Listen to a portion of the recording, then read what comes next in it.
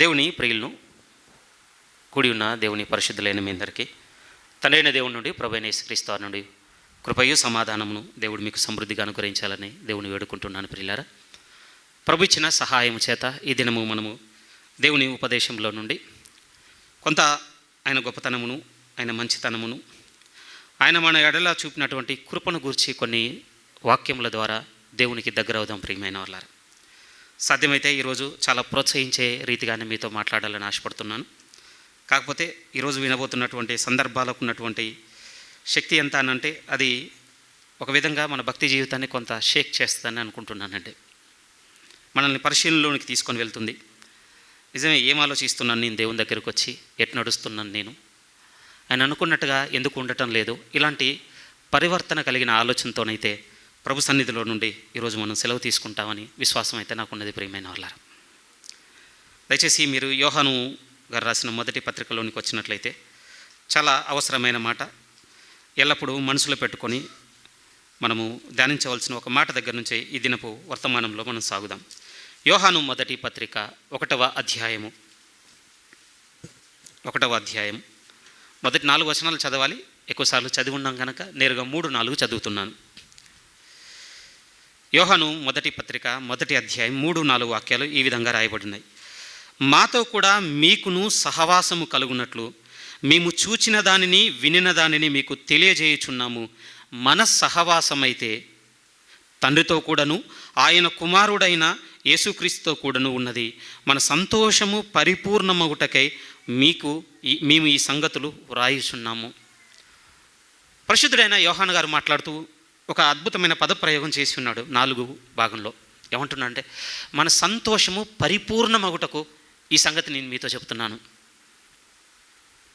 చదివేసాం ఆ సంగతిని మనం. మీరు చెప్పండి, విన్న మన మనసుకు పరిపూర్ణమైన సంతోషం కలిగిందా? ఏంటి యోహాను గారు చెప్తున్న మాటలో ఉన్నటువంటి భావము? ఒక విషయాన్ని మాట్లాడుతున్నాడు. ఆ విషయం అంట మనకు ఎంత ఆనందాన్ని ఇస్తుందట అంటే, ఆ పదం ఉంది కదా, సంతోషం పరిపూర్ణత ఉందట అందులో.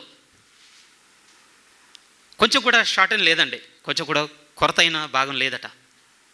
పరిపూర్ణము, కంప్లీట్ సర్కిల్ ఉంటుంది కదా, పూర్ణము అంటాం కదా, అలాంటిది. అంత ఆనందమా? ఏంటి ఆ విషయం?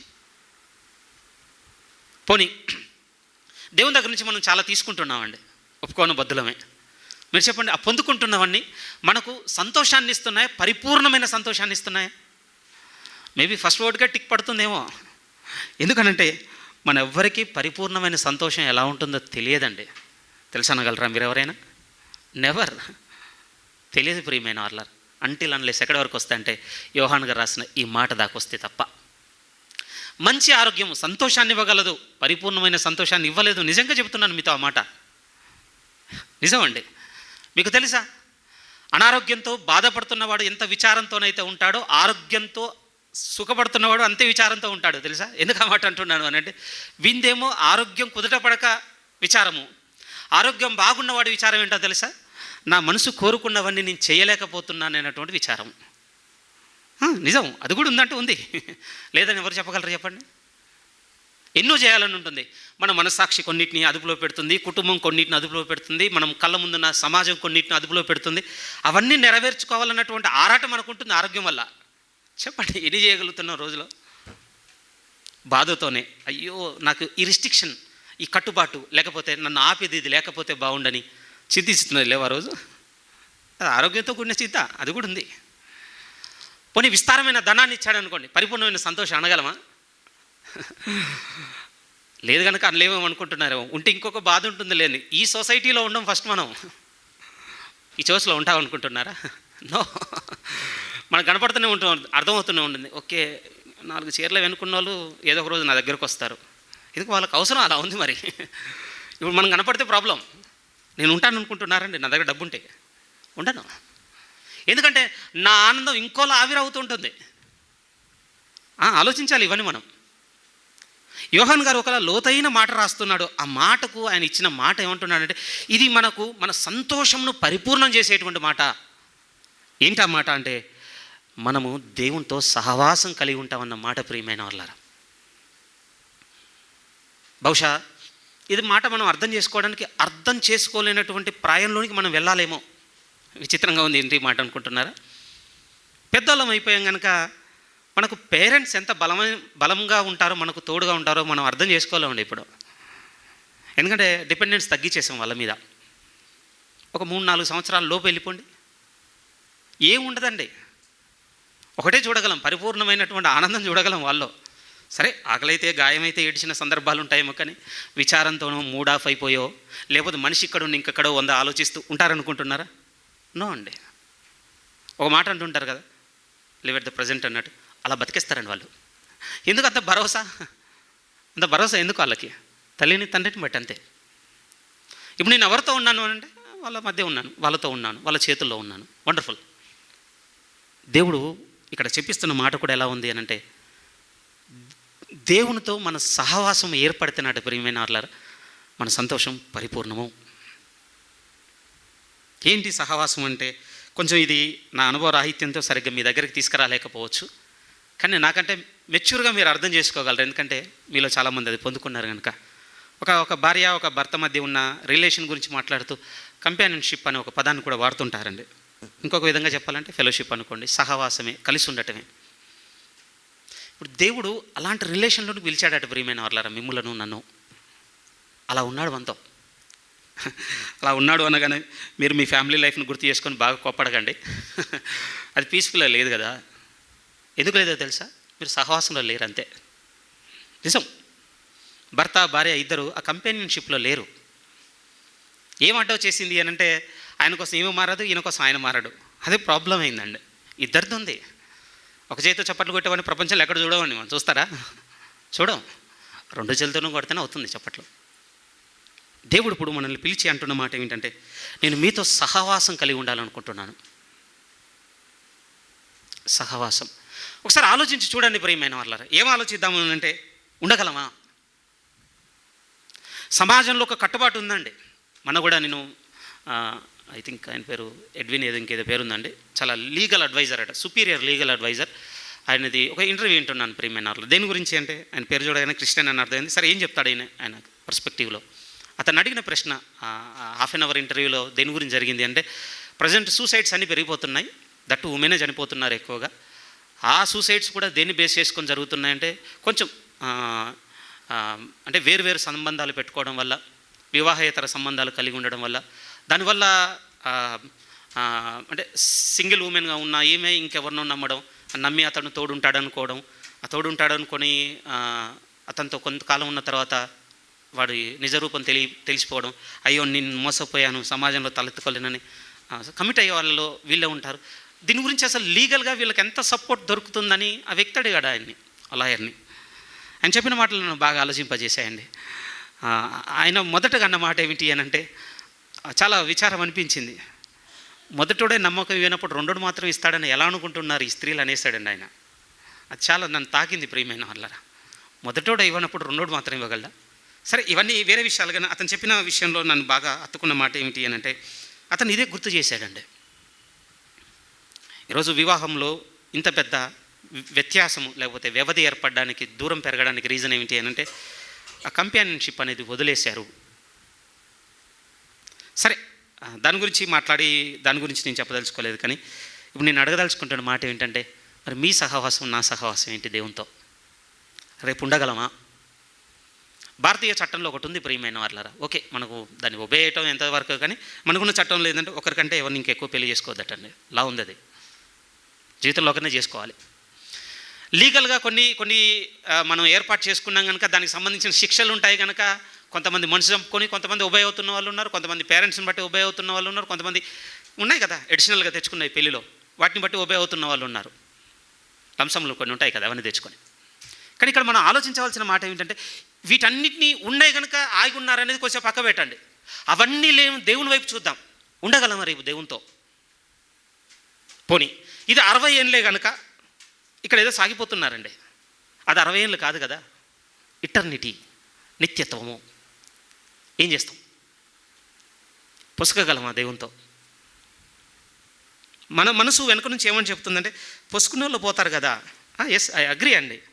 దేవునితో పొత్తు కుదిరినోడే అక్కడ ఉంటాడు, రైట్. మరి నువ్వు నేనెందుకు ఆలోచించాడు ఇక్కడ కూర్చొని? ఆలోచిస్తుంది. ఎందుకంటే ఆ దేవునితో ఏ విధంగానైనా నేను సహవాసం ఏర్పరచుకోవాలి, ఆయనతో నేను ఉండాలి. అందుకు వచ్చి కూర్చున్నాం ఇక్కడ. అయితే ఇప్పుడు మనం ఆలోచించవలసిన మాట ఏమిటి అని అంటే, ఉండేటట్టుగానే ఉందా మన నడవడిక? ఎందుకంటే అందులో ఒక స్థితి ఉందటండి, అది పరిపూర్ణమైన సంతోషంనిచ్చే స్థితి అట. ఇంకెక్కడ లేదు ప్రియమైన వాళ్ళరా. భౌతికంగా మనకి ఎన్ని ఇచ్చినానండి, ఏదో దాంతో సఫర్ అవుతూనే ఉంటానండి. నా ఇమ్మెచ్యూర్తో కొన్ని చెప్పాను ఈరోజు మీకు. నాకు 60 ఏళ్ళు వచ్చాను, 100 చెప్తాను మీకు. ఇవన్నీ ఇచ్చినా కూడా మనం సఫర్ అయ్యేటి ఉంటాయి. చింత పెట్టుకొని యాంగ్జైటీతో ఇంకో దాంతో బాధపడేటి బోల్డ్ ఉంటాయి. కానీ పరిపూర్ణమైనటువంటి సంతోషం ఎక్కడుంది అంటున్నానండి, దేవుని సహవాసంలో ఉందట ప్రియమైన వాళ్ళారా. అయితే ఇప్పుడు మీ ముందుకు నేను తీసుకొచ్చి పెడుతున్న ప్రశ్న మొదటిది ఏమిటి అని అంటే, ఆయనతో సహవాసం ఉండే విషయంలో ఏంటి మీ నడవడిక? ఎందుకనంటేనండి, మనతో సహవాసం ఉండాలని దేవుడు తనను మార్చుకున్నవి చాలా ఉన్నాయి ప్రియమైన వాళ్ళారా. ఆయనతో సహవాసం ఉండాలని మనల్ని మార్చుకోమంటున్నవి కూడా చాలా ఉన్నాయండి. మ్యూచువల్ రిలేషన్ కదా ఇది. దేవుడు ఎక్కడ మార్చుకున్నాడు, ఆయన మారనివాడు కదా. అలాంటి రిఫరెన్స్ మనకు గుర్తొస్తుండొచ్చు. నేను చెప్పనా అండి ఎలా మారాడో? ఈరోజు మీరు నన్ను సజీవునిగా చూస్తున్నారంటే ఆయన మారినందుకే బతికానండి. నా మంచిగా బతికాను అనుకుంటున్నారా? నో అండి. నేను ఈ వారంలో నడుచుకున్న రీతి, ఈ సంవత్సరంలో నేను నడుచుకున్న రీతి, లేకపోతే నాకు ఇచ్చిన ఈ ఆయుష్లో నేను నడుచుకున్న రీతిని ఆలోచిస్తే నేను బ్రతుకుటకు అనర్హుడనండి. ఇంటికాడ తిండి తినటం లేదా అనకండి, తింటున్నాను. అందుకు కాదు నేను అనేది. మనం చేసినవి, తలపెట్టినవి, ఆలోచించినవి, వాట్ నాట్ 100 ఉన్నాయి కదా. ఈ 100 విషయాలను కళ్ళ ముందు పెట్టుకుని ఒకసారి చూద్దాం. ఇవన్నీ చేస్తే బతకొచ్చా? మనకి ఏమనిపిస్తుంది, సొసైటీలో అందరూ అలానే బతుకుతున్నారుగా, వాళ్ళకి నాకు తేడా ఏంటి? అయితే ఈ సీట్ కాదు మంది. ఆ ఆలోచన ఉన్న మనసుతోనే మాట్లాడుతున్నాను. ఇక్కడ కూర్చున్న ఆ కుర్చీ ఉంది చూసారా, అది మనది కాదు. ఈరోజు ఖాళీ ఉండి వచ్చి కూర్చున్నామా? లేదండి. క్రీస్తు శరీరంలో ఏవేవి కొరతగా ఉన్నాయో ఆ భాగాలు నిండా ఈరోజు ఆయనకు ఒక ఆలోచన ఉంది, ఉద్దేశం ఉంది, ఇది నాకు అవసరం ఉందన్న ఆలోచన కలిగినాడు కనుక ఆరోగ్యాన్ని ఇచ్చాడు. ఈరోజు మన మధ్య కొద్దిమంది సిక్ అయ్యి ఈరోజు లేరండి, అక్కడ వద్దనుకున్నాడు వాళ్ళని. ఈరోజు ఇంకొకలా వాళ్ళని చూస్తున్నాడు ఆయన. మరి నీకు నాకెందుకు ఆరోగ్యం, నీకు నాకెందుకు అనుకూలత, నీకు నాకెందుకు వచ్చేటువంటి స్థితి, నీకు నాకెందుకు లేదు నష్టం, నీకు నాకు ఎందుకు లేదు దుఃఖం? ఈరోజు ప్రభు ఒక స్థితినిచ్చి ఇక్కడ కూర్చోబెట్టింది ఎందుకు అనంటే, ఆయన ఒకటి కోరుతున్నాడు ప్రియమైన వాళ్ళరా, ఇతనితో నేను సహవాసం ఉండాలి, ఈమెతో నేను సహవాసం ఉండాలి. వచ్చాము ఈరోజు అదే మనసుతో, మనం ఈరోజు అదే మనసుతో వచ్చామా? ఒక పరిపూర్ణమైన ఆనందం ఉందటండి అందులో, అది నేను పొందుకొని పోవాలి. ఉన్నాయండి ప్రతి ఒక్కరికి 100 విషయాలతో వేదనలు ఉన్నాయి మనసులో. ఎవరికి లేవు చెప్పండి? నడిపించే పాదిరి దగ్గర నుంచి చివరి సీట్లో కూర్చున్నటువంటి వ్యక్తి వరకు మనందరికీ 100 విషయాలతో, సంఘర్షణలతో, విచారాలతో ఉన్నాం ప్రియమైన వాళ్ళ. బట్ వచ్చి కూర్చున్నది ఎందుకు మనము? యోహాను గారు చెప్తున్నాడు, మీ సంతోషము పరిపూర్ణమవుటకై నేను ఒక పిలుపునిస్తున్నాను. చూడండి, ఆ పిలుపులో ఏముందంటే, దేవునితో సహవాసంలోనికి మనల్ని పిలుచుకున్నాడు. మర్చిపోవద్దు మీరు. నా కోసం దేవుడు ఏం మార్చుకున్నాడు అని అంటే చెప్తాను ప్రియమైన వాళ్ళారా. బోల్డ్ అంతా మార్చుకున్నాడు ఆయన. ఈరోజు ఒక జాతి దగ్గరికి వెళ్ళి చూస్తామండి, కంప్లీట్ షిఫ్ట్ ప్రియమైన వాళ్ళారు. ఇంతగా చూడాలి కదా దేవుణ్ణి మనం అనిపించేలా. చాలా మార్చుకున్నాడండి. అలా నిత్యత్వం అంతా మార్చుకుని ఉంటాడు ప్రియమైన వాళ్ళారు ఆయన. మనం కూడా ఉంటాం కదండి. మనమాట అండి మంచి కాటి కాపర్లం అటండి. గతంలో ఒక సేవకుడు చెప్తా ఉండేది. ఏంది దాని ఉద్దేశం అంటే, చంపిన శవాన్ని తీసి మళ్ళీ బయట పెట్టేటోళ్ళం. ఏంటి దాని అర్థం? ఒకరు మన ఎడలో ఒక ప్రార్థన చేశారు, ఓకేనండి. ఆ రోజు మనకు మనసు ఏదో అనిపించింది, సంహవ్ పొడిలే అనుకుని వదిలేసాం. కానీ ఒక సంవత్సరం తర్వాత మళ్ళీ ఏదో చిన్న ఇచ్చింగ్ మొదలైందనమాట. దగ్గరుండి మనమే బొంద తెరిచి బయటికి రా, ఇప్పుడు నాకు చాలా పని ఉంది నీతో, ఏం చేయాలి? దీంతో గడ్జి పెట్టుకోవాలి, కోపం పెట్టుకోవాలి, లేకపోతే ద్వేషం పెట్టుకోవాలి, వారు ఏం చేసినా కూడా నెట్ పికింగ్ పెట్టుకోవాలి. ఏంటి ఆలోచన? మంచి అక్కడ ఉండేటోళ్ళం మనం అంతా వచ్చేసిందండి ఈరోజు మనకి. ఆ స్వభావంతో మనం రేపు ఉండగలమా దేవునితో? అది ఈరోజు మనం చూడవలసింది. ఒక మాట చెప్తానండి, మత్తయి సువార్త ప్రభు మాట్లాడుతూ ఎవరు ఫిట్ అవుతారట అంటే, హెవెన్లో ఎవరు ఫిట్ అవుతారంటే ప్రభు మాట్లాడుతూ ఫస్ట్ వర్డ్ అండి, ఆయన టీచింగ్లో ఆయన నోరు తెరిచి మొట్టమొదటగా టీచింగ్లో రివీల్ చేస్తున్నటువంటి ట్రూత్. మత్తయి సువార్త 5వ అధ్యాయము మనందరికీ తెలుసు, కొండ మీది ప్రసంగంగా పిలువబడినటువంటి సందర్భము. 3వ వాక్యాన్ని నేరుగా మనం చదవగలిగితే క్లియర్గా ఉంది చూడండి. ఆత్మ విషయమై దీనులైన వారు ధన్యులు, పరలోక రాజ్యము వారిది. అయిపోయింది. ఇంకా ఎవరక్కడ ఫిట్ అవుతారు అని అంటే, ఎవరైతే ఆత్మ విషయంలో దీనులుగా ఉంటారో. ఇంకో మాట చెప్తానండి ఇక్కడ సున్నితంగా. ఏమంటే ఇది మన జీవితకాలం మిస్టరీ తెలుసా అండి? మనం బతుకున్నంత కాలము మర్మం ఏమిటి అంటే, నేను ఆత్మ విషయంగా నేను దీనునిగా ఉండాలంటే ఏంటి తెలుసా? కష్టం ప్రియమైన వాళ్ళారా. నేనేం మిమ్మల్ని అడిగి చేతులు కోరుకోను, కానీ మీరే ఒకసారి మనసుతో ఆలోచించి చూడండి. నాకు అర్థమైంది ఈ మాట. అసలు కొట్టిపడేయకండి ప్లీజ్. ఇది నా చిన్నప్పటి నుంచి వింటున్న మాటే, మా ఇంట్లో గోడ మీద ఉన్న మాటే, ధన్యవాక్యాలు 9 నాకు బాగా తెలిసిన మాటే, బ్లా బ్లా బ్లా. నేను దాని గురించి మాట్లాడటం లేదు. సంఘమైన మీ దృష్టికి తీసుకొచ్చి చిన్నగా సున్నితంగా చూపిస్తున్న మాట ఏమిటి అని అంటే, ఈ మాట మీకు నాకు అర్థమైందా? ఈ మాట ఏ మాట అంటే, ఆత్మ విషయంలో దీనుడట ప్రియమైన వాళ్ళారా. ఎక్కడ ఫిట్ అవుతాడట అంటే, దేవుని పక్కన కుర్చీలో కూర్చోగలడు అతను, అంతే. ఇంకా ఇలా లేనోడండి కూర్చోలేడండి. దేవుడు పిలిచి ఇది నీదేని పేరు రాసి నీకు నాకు ఇచ్చిన మన వల్ల అవ్వదండి. ఎగ్జాంపుల్ మీకు కావాలా? ఒక పార్టీ జరుగుతుంది అనుకోండి, లేకపోతే ఒక పబ్ ఉంది అనుకోండి, కూర్చోగలరా మీరు? చాలా ఇబ్బంది పడతామండి మనం. సరే ఒక అరగంట తనుకొని మీరు ఫిట్ అవుతారేమో, కానీ బట్ పోకని ఒక సెన్స్ ఉంటుంది కదా. ఇది నేను వచ్చే చోటు కాదు, ఇది నేను తాగే చోటు కాదు. కిరాణా షాప్ వినట్టు వైన్ షాప్కి ఏమైనా పోతారా మీరు? నో, ఇది నేను పోకూడని చోటు కదా. వండర్ఫుల్ అండి, మంచి ఆలోచన. క్రైస్తవునిగా మీ పరివర్తన సబబే. అయితే ఇప్పుడు మనం ఆలోచించవలసిన మాట ఏమిటి అని అంటే, దేవుడు కూడా ప్రియమైన వాళ్ళరా అలాంటి వాళ్ళనే కోరుకుంటున్నాడు. నేను ఎవరితో ఉంటాను, నాతో ఎవరితో ఉంటారంటే, నేను కోరుకునే వాళ్ళు నాకు కావాలి, నన్ను కోరుకునే వాళ్ళు నాకు కావాలి. మేమిద్దరం కూర్చొని మాట్లాడుకోగలం, మేమిద్దరం కూర్చొని షేర్ చేసుకోగలం, పంచుకోగలం. సహవాసం అదే ప్రియమైన వాళ్ళ. మిమ్మల్ని అడుగుతున్న మాట ఏమిటి అని అంటే, ఉండగలమా?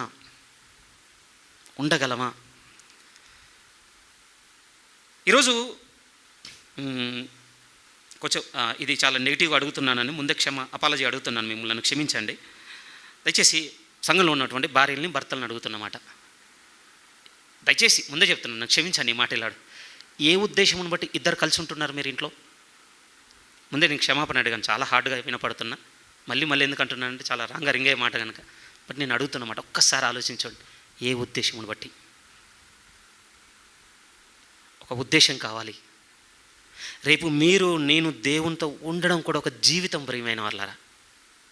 ఏం ఆలోచించుకుంటున్నాం? నా దేవుని దగ్గరికి పోయి నేనేం వెతుక్కోవాలి? ఆయన ఒక మాట అంటున్నాడని నేను ఎందుకు పిలుస్తున్నా అంటే, నిన్ను ఆత్మ విషయమే దీనునిగా మార్చడానికి పిలుచుకుంటున్నాను నా దగ్గరికి. ఎందుకంటే అంటే నీతో నాకు ఉండాలని ఉంది, బట్ నువ్వు ఇలా ఉంటే నేను ఉండలేను. కరుణాకర్తో ఉండలేడండి దేవుడు. మీ పేరు మీరు పెట్టుకోండి ప్లీజ్. నాకు ఎవరు కావాలి అంటే, ఆత్మ విషయంలో దీనుడు కావాలి. చాలా కష్టం తెలుసా అండి ఇది. ఎక్స్ప్లెయిన్ చేయండి, చేస్తాను. ఈరోజు ప్రసంగం అంతా దాని గురించి ఉంటుంది కనుక మిమ్మల్ని ఇబ్బంది పెట్టను.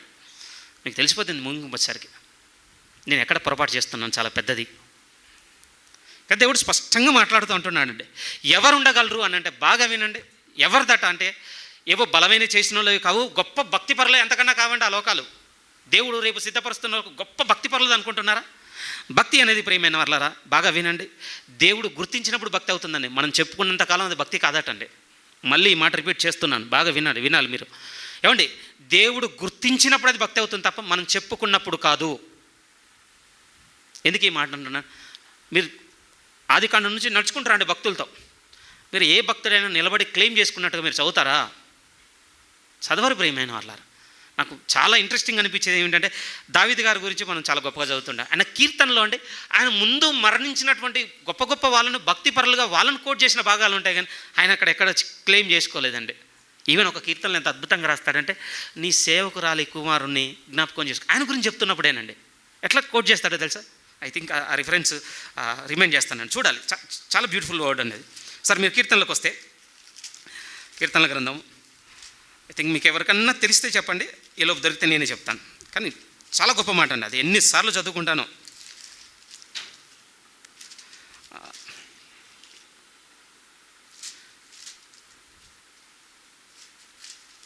మిస్ అయినా రైట్.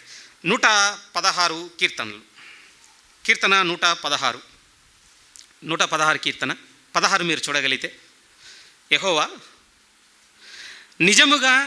నేను నిజముగా నీ సేవకుడను నీ సేవకురాలి కుమారుడనై ఉన్నాను, నీవు నా కట్లు విప్పి ఉన్నావు. క్లెయిమ్ చేసుకోవచ్చు కదా రాస్తున్నప్పుడు.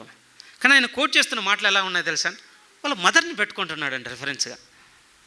నా తల్లిని బట్టి నీ సేవకురాలి కుమారుని జ్ఞాపకం చేసుకో.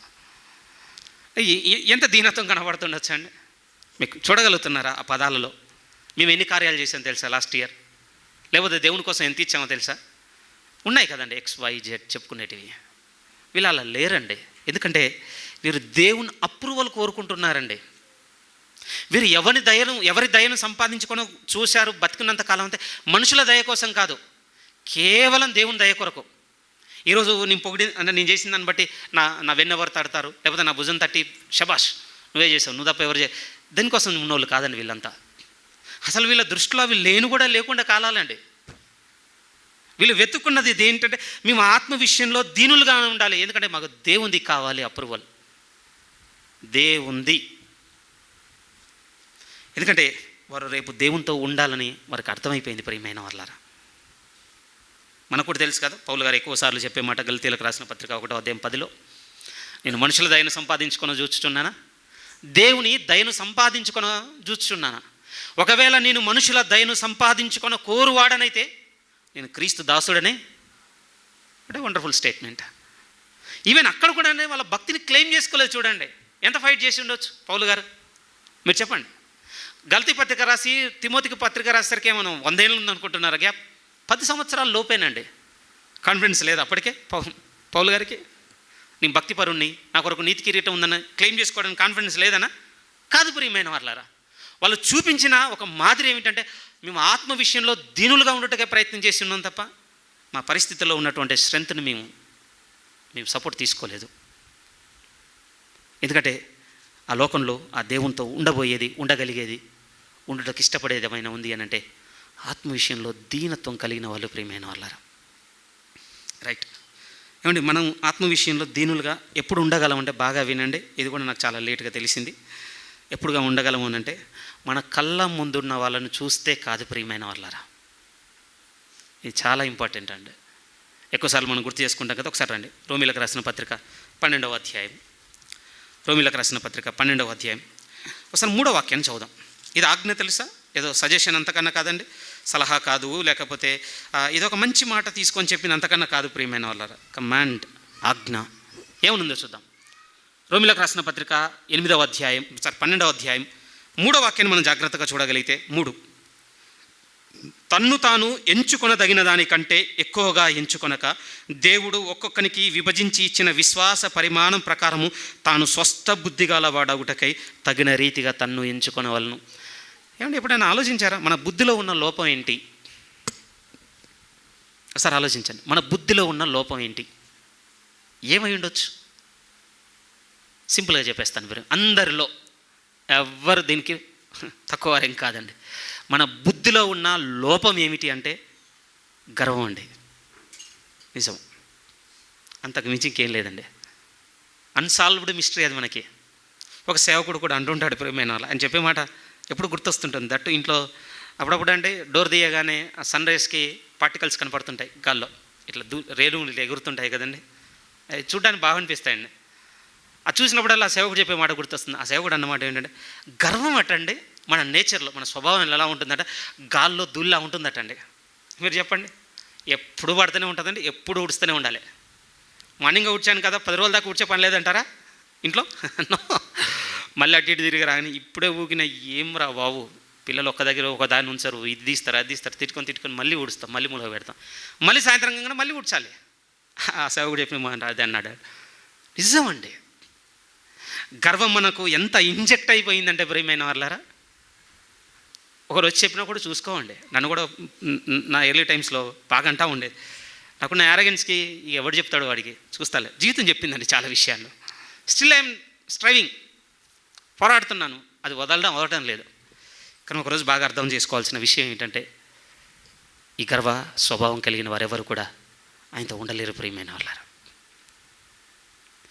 తన్ను తాను ఎంచుకొనదగిన దానికంటే ఎక్కువగా ఎంచుకొనక మీరు స్వస్థ బుద్ధి గలవారగుటకే మీ విశ్వాస పరిమాణము చొప్పున మిమ్మల్ని ఎంచుకోండి. ఏం మిస్ అవుతుంది మీ లైఫ్లో, నా లైఫ్లో అంటే నేను ఆత్మ విషయంగా దీనునిగానే ఉండాలన్నటువంటి ఆ ప్రయత్నం మిస్ అయిపోతుంది ప్రియమైన వాళ్ళారా. ఒప్పుకుంటాను, దానికి సంబంధించి చాలా కారణాలు ఉండొచ్చండి. మీరు ఆత్మీయంగా బాగా ఎదుగుతున్న స్థితి కూడా ఉండొచ్చు. అందులో పాజిటివ్ థింగ్, మంచి ప్రేయర్ పర్సన్ అయి ఉండొచ్చు, మీరు మంచి సింగర్ అయి ఉండొచ్చు, లేకపోతే మంచి బైబిల్ టీచ్ చేసేటువంటి ఎబిలిటీ కలిగిన వారు అయి ఉండొచ్చు, లేకపోతే దేవుని ధనమును ఉదారంగా ఇచ్చేటువంటి మంచి గివర్ కూడా అయి ఉండొచ్చు మీరు, లేకపోతే స్ట్రిక్ట్ పర్సన్ అయి ఉండొచ్చు, పంక్చువాలిటీ మెయింటైన్ చేసే వాళ్ళు అయి ఉండొచ్చు, లేకపోతే చెప్పినట్టు వెంటనే ఒబే, అన్ని పాజిటివ్సే మాట్లాడుతున్నాను. ఏంటి ఇవన్నీ కూడా గర్వానికి మనల్ని లీడ్ చేస్తాయంటే ఎందుకు చేయవని ఎందుకు అనుకుంటున్నాం ఫస్ట్ మనం. ఇప్పుడు మనం రైజ్ అవ్వాల్సిన క్వశ్చన్ ఏంటంటే, అది నన్ను నెగిటివ్లోనికి, దేవునికి విరోధమైనటువంటి స్వభావంలోనికి నెడుతుందని ఎందుకు అనుకోవద్దు ఫస్ట్. అలాంటి పాసిబిలిటీ ఉందా అంటే ఉంది ప్రియమైన వాళ్ళారా.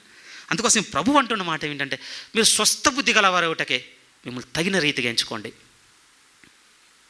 రెండో సున్నితమైన ప్రశ్న సంఘంలో ఈరోజు అడుగుతుంది ఏమిటి అని అంటే, మీరు చెప్పండి, గత 2 వారాలుగా లేకపోతే గత నెల రోజులుగా ఎన్ని విషయాల్లో మనల్ని మనం తగ్గించుకొని, ఇది నా పరిస్థితిని బట్టి, నాకున్న ఎబిలిటీస్ని బట్టి, నాకున్న స్ట్రెంగ్త్ని బట్టి, నా స్థితిగతులను బట్టి నేను కొంచెం షో ఆఫ్ ఇచ్చేదైనా కానీ నేను ఇవ్వొద్దని మనల్ని మనం కింది తెచ్చుకొని నడుచుకున్నవి ఏంటి?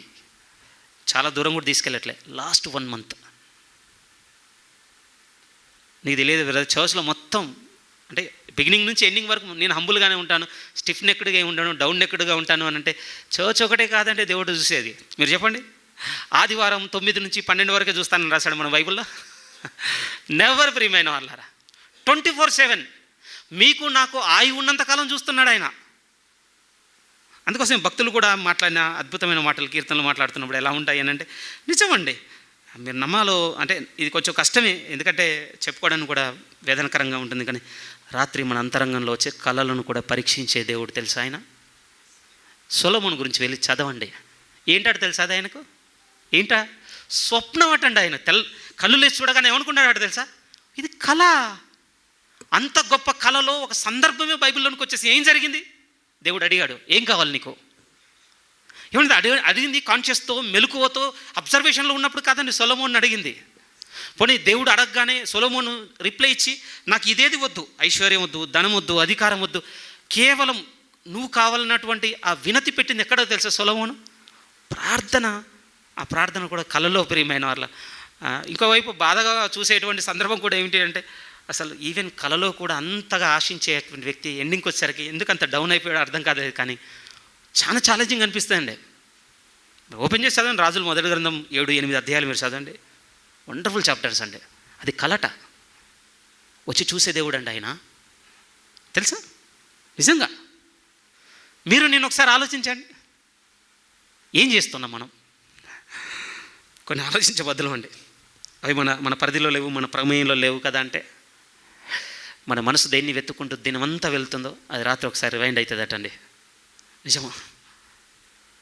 ఉదయం నుంచి మెలకువత కలిగి మన మనసంతా దేన్ని వెతుకుతుందో, దేన్ని నింపుతామో, దేన్ని ఆశిస్తామో, దేన్ని కోరుకుంటామో, ఏది చేయాలన్నా పెట్టుకుంటామో, రాత్రి ఒకసారి రివైండ్ అయితే తెలుసా అండి. అందుకోసం సడన్గా ఎవరికో ఫోన్ చేసి ఇంకెవరికో చెప్తున్నట్టు కళ్ళు వస్తూ ఉంటాయి. ఒకటే ఉండదు మన దగ్గర, వదిలేస్తాడు అనుకుంటున్నారా దేవుడు? తీర్పు దిన ముందు బయటకు వచ్చేటి, వినపడేటి, చూసేటివే కావటండి. అంతరంగంలోనే హృదయ ఆలోచనలు బయటకు వస్తాయట. అందుకోసమే మీరు నేను మనసులో పెట్టుకొని చూసుకోవాల్సింది ఏమిటంటే, ఆత్మ విషయంగా నేను దీనులుగా ఉండుటకే తపత్రపడుతున్నానా? నా ఫస్ట్ ప్రయారిటీ అదేనా? ఎందుకంటే నాకు రెండో ఆలోచన ఏం లేదు. రెండో ఆలోచన ఇప్పుడు పెట్టుకోవడానికి కూడా నాకు వీల్లేదు. నేను ఏం ఆలోచిస్తున్నా అంటే, రేపు ఆ దేవునితో నేను ఉండాలి. బాగా వినండి ప్రియమైన వాళ్ళ, ఇది తప్పుగా రింగ్ అవుతూ కూడా ఉండొచ్చు మీతో. మీరు బాగుంటేనే నేను రేపు అంటే నా దగ్గరికి మిమ్మల్ని రాణిస్తానని నేను దేవుడు చెప్పడం లేదండి. సరే, ఆ సందర్భం దగ్గర నుంచే మాట్లాడుకుందాం. సరే అండి, ద్వితీయోపదేశకాండము 9వ అధ్యాయం. ఈ సందర్భం మీ దృష్టికి ఎందుకు తీసుకురావాలనుకుంటున్నాను అంటే, ఇది చాలా బలమైనటువంటి ఆదరణ ఇచ్చింది ప్రియమైన వాళ్ళ దేవుని తరపున. రైట్, మీతో ఇందాక ఒకటి చెప్పి మళ్ళీ మధ్యలో ఆపాను కదా, సార్ క్షమించండి. ఏంటి, మన కళ్ళ ముందున్న వాళ్ళని చూస్తే మనం దీనత్వాన్ని ఎప్పటికీ నేర్చుకోలేమండి. బైబిల్లో బెస్ట్ ఎగ్జాంపుల్ కావాలి అని అంటే ప్రవక్త అయిన యెషయా కనపడుతుంటారు ప్రియమైన వాళ్ళ. ఆయన ఒకసారి చూసుకొని ఇక్కడికి వద్దాం. యెషయా గ్రంథంలోనికి రండి ప్లీజ్. సరే అండి, యెషయా గ్రంథము 6వ అధ్యాయంలోనికి మీరు వస్తే, యెషయా గ్రంథము 6వ అధ్యాయం. సందర్భం మనకు తెలుసు, ఉజ్జయ మరణం. నాకు తెలియదు అంటే ఇలా చెప్తే దేవుడు నా మెడిటేషన్ని తప్పకుండా క్షమించాలి. నా ఆలోచన ఎలా ఉండే అంటే, ఈ సందర్భము ఈ మధ్య కాలంలో చూస్తున్నప్పుడు, ఎందుకు అసలు ఈ ఉజ్జయ మరణించినప్పుడే యెషయా ఈ సందర్భం ఎందుకు జరిగింది అన్నటువంటి ఒక చిన్న ఆలోచన ఉండేనండి. ఏంటి అంటే విషయం, అప్పటి వరకు ఇశ్రాయేలులో ఎంతో కొంత దేవునికి భయపడుతూ నడిపిస్తున్న రాజు ఎవరన్నా ఉన్నారు ఆ పీరియడ్ కంటే ఉజ్జియా ఒకడేనండి. కానీ ఉజ్జియా కూడా ఒక దశ తర్వాత అయిపోయింది. దేవునికి విరోధంగా నడుచుకునేసరికి దేవుడు ఉపేక్షించి ఉన్నాడు. ఆయన డెత్ టైం వచ్చేసి చచ్చిపోయాడు. ఇప్పుడు ఏంటంటే ఇశ్రాయేళ్ల మధ్యలోనికి వెళ్ళి దేవుని వైపు తిప్పే వాళ్ళు ఒకరు కావాలి. ఎందుకంటే దేవుడు నమ్మి ఇతను నడిపించగలడు అన్నటువంటి ఆ రాజు అయిపోయాడు. పోతున్న రాజు టైం పట్టేటట్టుగా ఉంది, నమ్మకంగా కూడా లేదు. సో ఇప్పుడు నేను నా ప్రజల మధ్యకు ఒక నడిపించాలి. మనందరికీ ఎప్పుడు చూసినా కూడా ఎప్పుడు క్రిస్మస్లో వింటాం కనుక యేసుక్రీస్తు గురించిన ప్రవచనాధ్యాయంగా మనకు ముద్ర పడిపోయింది. నేను దాన్ని తప్పు పట్టడం లేదు, కానీ ఒకసారి మీరు ఆలోచించాలి. ఇది అంటే దూరంగా యేసుక్రీస్తుని గురించిన ప్రవచనాధ్యాయం, కానీ ప్రస్తుతానికి ఎవరికి అధ్యాయం తెలుసా? యెషయాకి. ఇప్పుడు నేను యెషయాని పంపాలి. ఈ అధ్యాయంలో జరుగుతున్న నేను ఎవరిని పంపేదను, మా నిమిత్తం ఎవడు పోడు అన్న మాటలో యేసుక్రీస్తు మాత్రమే కాదు, ఆ ప్రస్తుత పరిస్థితిలో ఉన్న యెషయా కూడా ఉన్నాడు. ఇప్పుడు నేను ఇశ్రాయేల్ మధ్యకి నా తరపున ప్రవచించే ఒకరిని నడిపించాలి. ఈయన నడిపిద్దామనికి ఒకసారి ఇంకొక వైపు ఏం ఆలోచిస్తున్నానంటే, మేబీ అంటే పేతురు శిష్యులు ఉన్నట్టుగా యెషయా కూడా ఉండే ఏమన్నా ఉండేనా? ప్రజెంట్ సినారియాలో ఎవరన్నా పరిశుద్ధంగా ఉందంటే నేనే, నాకంటే పరిశుద్ధులు లేరని చిన్న ఆలోచన ఏమన్నా ఉండేనా? ఎందుకు తెలుసా? ఎందుకు ఈ ఆలోచన పెడుతున్నా అంటే, దీని ముందు అధ్యాయాలు ఏం జరుగుతాయో తెలుసా అండి? ఒక్కొక్క దేశాన్ని తీసుకుంటాడు, ఆ దేశం మీద శ్రమను ప్రకటిస్తుంటాడండి. అయ్యో అయ్యో మీకు శ్రమ, అయ్యో మీకు శ్రమ, మీరు ఇలా ఉన్నారు, మీరు ఇలా ఉన్నారు, మీరు బాలేరు, మీరు బాలేరు, మీరు బాలేరు. మీరు చదవండి, ఇంటికి వెళ్ళి 2, 3, 4 అధ్యాయాలు చదువుకుంటారండి. ప్రతి చాప్టర్ దగ్గర పలానా వారికి శ్రమ, పలానా వారికి శ్రమ, పలానా వారికి శ్రమ. ఇంకొక విధంగా చెప్పాలంటే లిటరల్గా శాపములు ప్రకటించుకుంటూ పోతాడటండి. ఎందుకు ప్రకటిస్తున్నారంటే, మీరు ఇలా ఉన్నారు, బాలేరు, మీరు బాలేరు, మీరు బాలేరు, మీరు బాలేరు. దాని అర్థం ఏంటి మీరు చెప్పండి? మనం కూర్చొని మన సహోదరుల మధ్య అపరాధములను గణించుచున్నాము, నెట్ పికింగ్ చేస్తున్నాము అంటే రీజన్ ఏంటో తెలుసా? కేర్ఫుల్గా వినండి, ప్రతి ఒక్కరికి తగిలే మాట ఇది. మనం నిల్చొని వీళ్ళలో ఇది ఉంది, వాళ్ళలో అది ఉంది, అది లేదు, ఇది ఉంది, ఇది ఉంది, నెట్ పికింగ్ చేస్తున్న రీజన్ ఏంటంటే ఐఎమ్ పర్ఫెక్ట్. ఇక్కడ ఈ గుంపులో నేనే సరైన, నేనే మంచి అన్న అభిప్రాయం ఉన్న వాళ్ళంతా చేసేది ఏంటంటే యెషయా గారి బిజినెస్లో ఉంటారటండి. నిజం, అదే జరిగింది యెషయాది కూడా. ఇలా అన్నిటి మీద శ్రమ ప్రకటించిన తర్వాత ఇక దేవుని సన్నిధి పోగానే మొత్తం సీనే మారిపోయింది ప్రియమైన వాళ్ళారా. ఇప్పుడు చూస్తారా? ఆ మాట చదువుతాం చూడండి జాగ్రత్తగా. 3వ వాక్యం అంటే మనకు తెలుసు, ఆల్మోస్ట్ స్తుతిగానాలతో దద్దరిల్లిపోతుంది పరలోకం అంతా, గడప కమ్ముల పునాదులు కదులుతున్నాయి. 3వ వాక్యం నుంచి అదే జరిగింది కదా. 4 వారి కంఠస్వరం వల్ల గడప కమ్ముల పునాదులు కదుల్చు, మందిరము ధూము చేత నిండుండగా. 5వ వాక్యం, అయ్యో నేను అపవిత్రమైన పెదవులు గలవాడను, అపవిత్రమైన పెదవులు గల జనముల మధ్యను నివసించేవాడను, నేను నశించి తిని రాజులకు సైన్యములకు అధిపతియగు యెహోవాను నేను కన్నులారా చూచి తిని అనుకుంటుని. దీని గురించి ప్రభుత్వం నడుస్తున్న సేవకులు చెప్పే అద్భుతమైన వివరణ ఏమిటి అని అంటే, లోకాన్నంతా చూస్తున్నంతసేపు లోకం బాలేదు కనపడినటువంటి యెషయాకి దేవుని సన్నిధిలోనికి వెళ్ళి దేవుని వైపు తన కన్నులు తిప్పగానే నెక్స్ట్ వర్డ్ వచ్చిన వర్డ్ ఏమిటంటే, నేనే అపవిత్రుడను. అయిపోయింది. అటువైపు చూస్తున్నప్పుడు అంతా నా ఆరాటం ఎలా ఉండే అంటే, అది సరికాదు, వారు కాదు. కానీ ఇటు తిరిగి దేవుని వైపు చూడగానే అసలు సరిగ్గా లేని ఎవరైనా ఉన్నారంటే నేనే. మీరు చెప్పండి, శ్రమ ప్రకటించిన ఈ పట్టణాలన్నింటినీ దేని వాడుకొని ప్రకటించాడు?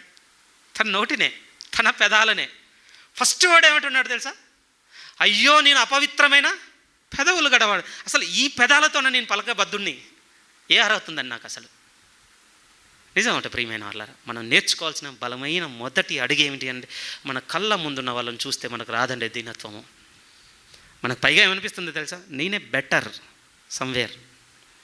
మేబీ వాళ్ళు ఆర్గనైజేషన్లో బెటర్ అయి ఉండొచ్చు, కానీ ఏదైనా అప్పగిస్తే చేయడంలో నేనే బెటర్. మేబీ వాళ్ళు కండక్ట్ చేయడంలో బెటర్ అయి ఉండొచ్చు, కానీ షోకి ఎప్పుడప్పుడు వింటుంటాం కదా సంఘ కాపరి గారి చేత అలైవ్గా ఉంచేది, మొత్తం మూడత చేంజ్ చేసి దాన్ని ఒక ట్యూన్లోకి తీసుకురావడంలో I'm the perfect person in the mist. ఈ మధ్యలో నేనే. కానీ యెషయా దేవుని సన్నిధికి రాగానే కనపడుతుంది ఏమిటి అని అంటే, ముందు నేను అపవిత్రమైన పెదవులు గలవాడను. ఎందుకు ఈ సందర్భం పట్టుకొచ్చాను అంటే, ఈరోజు మన స్థితి కూడా అందులో చూడాలి ప్రియమైన వాళ్ళరా. మనం దీనత్వం నేర్చుకోవాలండి. ఇప్పుడు రండి ద్వితీయోపదేశకాండము 9వ అధ్యాయంలోనికి మీరు వస్తే, ఈ సందర్భం మనకు నేర్పించబోతుంది ఏమిటంటే, అసలు దేవుడు ఎంత కృప కలిగి ఉన్నాడో, ఎంత మంచి దేవుడుగా ఉన్నాడో, ఆయన గొప్పతనం ఏంటో చాలా గొప్పగా ఈ అధ్యాయం నేర్పిస్తుంది ప్రియమైన వాళ్ళు. బ్రేక్ చేసి చదివించాల్సి వచ్చింది ఈరోజు, కానీ వాస్తవానికి 9-10 అధ్యాయాలు మీరు ఇంటికి వెళ్ళి చదవండి. రెండు కనెక్ట్ చేసి చదివి ఉండాల్సింది, అదే 15 నిమిషాలు పడుతుందని ఆపడం జరిగింది. మీరు చదవాలి ఇంటికి వెళ్ళి అధ్యాయాలు 9, 10. ఏ బుక్? ద్వితీయోపదేశకాండం. టైటిల్లోనే ఉంది. ఒక విధంగా చెప్పాలంటే రెండోసారి ఉపదేశిస్తున్నాడు మోషే గారు. ద్వితీయోపదేశకాండం అంటే సెకండ్ టైం రివైజ్ చేశాడండి. అందుకోసమే ఆల్మోస్ట్ నిర్గమ చదివినట్టుగానే ఉంటుంది ఈ బుక్ కూడా. అవే ఆజ్ఞలు, ఆచారం, నడవడిక అంతా. ఎందుకంటే మొదట ఐగుప్తులో నుంచి తీసుకొచ్చి అరణ్యంలో నడిపిస్తున్నప్పుడు నిర్గమకాండంలోనే సినాయి కొండ మీద నుంచి తీసుకొచ్చి ధర్మశాస్త్రాన్ని ఇవ్వడం, ఆ పిక్చర్ అంతా జరుగుతుంది. కానీ వారి అవిధేయతను బట్టి ఆ 40 ఏళ్ళు అరణ్యంలో నడిచిన తర్వాత మొదటి వాళ్ళంతా పితరులంతా చంపబడ్డారు. రెండో తరం బయటకు వచ్చింది. ఆ రెండో తరాన్ని కూర్చోబెట్టి రెండోసారి ఉపదేశిస్తున్నాడు. మీకు హిస్టరీ తెలియాలి, గతంలో ఏం జరిగిందో మీకు తెలియాలి. ఈ బుక్ అంతా అదే నేర్పిస్తాండి. మీ పూర్వపు పితరులు నడుచుకున్న రీతి మీకు తెలియాలి. ఆ పితరులతో దేవుడు వాళ్ళు వ్యవహరించిన రీతి కూడా మీకు తెలియాలి. అందుకోసమే మోషే గారు మాట్లాడుతున్న మాటలు కనబడుతుంటాయండి. వాళ్ళందరినీ పిలుచుకొని చెప్తున్న మాటలు ఏమన్నా చూడండి. 9వ అధ్యాయం మొదటి నుంచి. ఇజ్రాయేలు వినుము, జాగ్రత్తగా వినాలి. మనం కూడా వినాలండి. ఈరోజు ఇక్కడ కూర్చున్న సంగమా వినుము, అంతే, నిజంగా వినాలి. ఏమని మాట్లాడుతున్నాను చూడండి. ఇశ్రాయేలు వినుము, నీకంటే గొప్ప బలము గల జనులను, ఆకాశమునంటూ ప్రాకారం గల గొప్ప పట్టణములను స్వాధీనపరచుకున్నటకై నేడు నీవు యోర్దాను నది దాటబోచున్నావు. ఎలాంటి ప్రజల మధ్యకు నువ్వు పోతున్నావో తెలుసా? అంటే ఏ ఆధారం లేకుండా, కనీసం వాళ్ళని వాళ్ళు ప్రొటెక్ట్ చేసుకోవడానికి ఎలాంటి ఫెన్సింగ్ లేకుండా ఓపెన్గా కూర్చున్నటువంటి భూమిలోకి కాదు మీరు పోయేది. ఎలాంటి వాళ్ళు అంటే గొప్ప ప్రాకారములు కట్టుకున్నటువంటి పట్టణాలు అవి. ఇప్పుడు కనపడదు, కానీ ఏదైనా రాజుల సినిమాలు చూస్తున్నారు అనుకోని మీరు క్లియర్గా తెలిసిపోతుంది.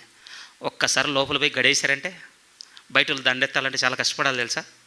ఎందుకు? లోపలికి ఎంటర్ అవ్వడానికి వీల్లేనంత, మనుషులు ఎక్కలేనంత.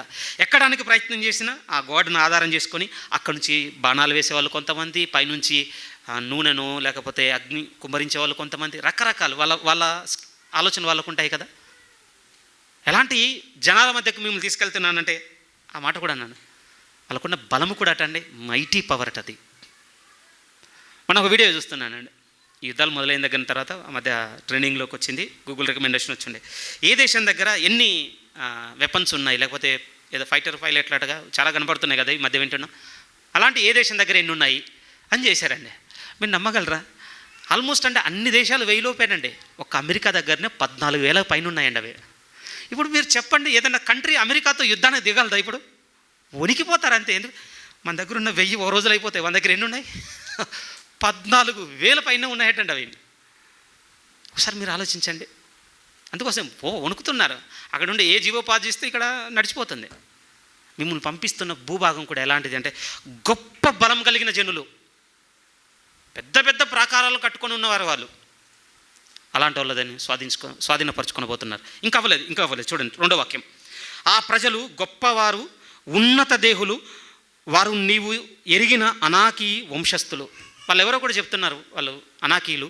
వాళ్ళ గురించి మీరు ఇంతకుముందు విన్నారు కదా. ఎలాంటి వాళ్ళు అంటే వాళ్ళు గొప్పవారు, ఉన్నత దేహులు కూడా. ఇలాంటి వాతావరణం మధ్యకి మీరు పోతున్నారు కదా. 9 తర్వాత అంటున్నాడు, అనాకీల వంశస్థులు, అనాకీల ఎదుట ఎవరు నిలవగలరను మాట నీవు వింటివి కదా. కాబట్టి నీ దేవుడైన యెహోవా తానే దహించు అగ్నివలే నీ ముందర దాటిపోవచ్చున్నాడని నేడు నువ్వు తెలుసుకును. ఇలాంటి వాళ్ళ మధ్యకు పోతున్నానని మీరేం భయపడకండి. మీతో పాటు ఎవరు వస్తున్నారు అంటే వాళ్ళ మధ్యకి నేనే వస్తున్నాను. మీరు ఆలోచించండి ప్రియమైన వాళ్ళారా. మనం ఈ చిన్న గుంపును తీసుకొని ఇలాంటి పరిస్థితుల మధ్య యుద్ధాన్ని తీసుకుపోయి నేనే వస్తున్నాను పదండి అని గెలిపించాడు అనుకోండి. ఏం చేస్తాం? 20 మంది ఏం చేస్తాం? ఇక ఆనందానికి ఏముంటాయి చెప్పండి? వధించండి అంతే. ఇంకా వండుకోవడం, తినడం, ఎగరడం, గెంతడం, ఇది సంబరం అండి. నేనేం దాన్ని తప్పనడం లేదు. అసలు అడుగు పెట్టడానికే ధైర్యం లేని బతుకులు మనవి. కానీ ఎలాంటి స్వాధీనపరచుకుని పోతున్నావు అంటే గొప్పవారు, బలవంతులు, ఉన్నత దేహులు, గొప్ప గొప్ప కట్టడాలు కట్టుకున్నారు, పెద్ద పెద్ద ప్రాకారాలు కట్టుకున్నటువంటి పట్టణాలు. అలాంటి మధ్యకి మీరు చెప్పండి, దేవుడు అంటున్నమాట నేను వస్తాను. వాడు పుట్టుడైతేంది, పొడుగోడైతేంది ఇంకా దేవుడు వస్తున్నాక గోడ పెద్దగా ఉంటుంది, చిన్నగా ఉంటుంది. ఒకసారి ఆలోచించండి. వాళ్ళు ఎంత గొప్పవారని వినపడితే మనకేంటి? కానీ అద్భుతంగా కిందికి వెళ్తుంటే ఇంకా మోర్ ఇంట్రెస్టింగ్గా ఉంటుందండి ఈ కాంటెక్స్ట్. మళ్ళీ 3 నుంచి, కాబట్టి నీ దేవుడైన యెహోవా తానే దహించు అగ్నివలే నీ ముందర దాటిపోచున్నాడని నేడు నువ్వు తెలుసుకును. ఆయన వారిని నశింపజేసి నీ ఎదుట వారిని కూలద్రోయిను. యెహోవా నీతో చెప్పినట్లు నీవు వారిని వెళ్ళగొట్టి వేగమే వారిని నశింపజేసేదవు. 4 ఇక్కడ నుంచి కేర్ఫుల్గా, నీ దేవుడైన యెహోవా నీ ఎదుట నుండి వారిని తోలివేసిన తర్వాత నేను ఈ దేశమును స్వాధీనపరచుకొనున్నట్లుగా యెహోవా నా నీతిని బట్టి నన్ను ప్రవేశపెట్టనని అనుకొనవద్దు. ఇక్కడ వస్తుందండి ప్రాబ్లం. ఇక దేవుడు మనతో వచ్చి మనకు చేసేంత వరకు మనలో ఉన్నది బయటికి రాదండి, పొందుకున్న తర్వాత బయటకు వస్తుందండి. నిజం, ఆరోగ్యం కావచ్చు, ఇబ్బంది కావచ్చు, ఇంకా క్రిటికల్ సిచ్యువేషన్లో నుంచి బయటికి తీసుకురావడం కావచ్చు. మీకు తెలుసా, మీరు నేను తెలుసుకోవాల్సిన ఒక బలమైంది, ఆయన మనతో ఉండి మనతో ఆ సిచ్యువేషన్లో నడుస్తూ మనల్ని బయటికి తీసుకొచ్చేంత వరకు మనం బయటపడడం ప్రియమైన వాళ్ళ. నిజం, బయటపడం. ట్రూ కలర్ తర్వాత బయటకు వస్తుందండి. అదే దేవుడు మాట్లాడుతున్నాడు. Remember my words. నీ నీతిని బట్టి ఇదంతా జరిగిందని నువ్వు అనుకోవద్దు. నీ నీతిని బట్టి ఇదంతా జరిగిందని. ఈరోజు మనము బెటర్ సిచ్యువేషన్లో ఉండొచ్చు, బట్ బ్యాక్ వెళ్తే క్రిటికల్ సిచ్యువేషన్స్లో ఉన్నవి లేవు మన జీవితంలో. అవి ఎందుకు గుర్తుకులేవు మనకు? అవి ఎందుకు గుర్తుకులేవు? ఒకరోజు దావీదు గారు కూర్చున్నారు, అంటే జస్ట్ నా ఇమాజినేషన్ చెప్తున్నాను. దాని ఒక కీర్తన గురించి. దేవునితో ఎంత నడిచాడో మనకు తెలుసు అండి దావీదు గారు కదా.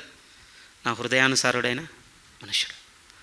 వచ్చారు సొలొమోను గారు, సమూయేలు తైలబుడ్డి పట్టుకుని, నేను కోరుకున్నవాడు ఇతడే, నీ కళ్ళకు చాలా కనపడుతున్నాయి సమూయేలు, ఇతని కంటే బలంగా, ఎత్తుగా, రూపంతో, అందంతో చాలామంది కనపడుతున్నారు, నేనేం చూడటం లేదు.